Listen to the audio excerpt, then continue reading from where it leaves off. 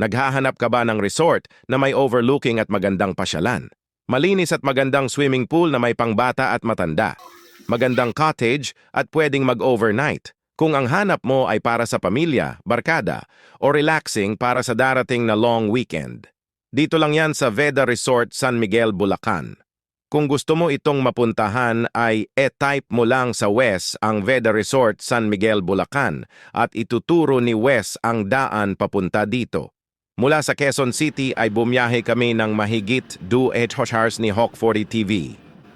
Mula dito sa Commonwealth ay diretso lang hanggang makarating SM Fairview, tapos kakanan papuntang Tungko at dire-diretso lang ang daan hanggang makarating sa SM San Jose at diretso lang hanggang Norzagaray, Bulacan.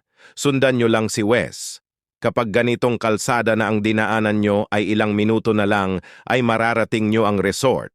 Pagdating sa resort ay magbabayad ng 120 pesos na entrance.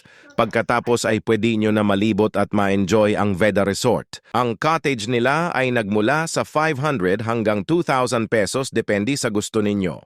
Meron din silang hotel rooms 3,500. Para sa iba pang katanungan ay e-message nyo lang ang Facebook page ng Veda Resort. At ito ang Veda Resort ng San Miguel, Bulacan.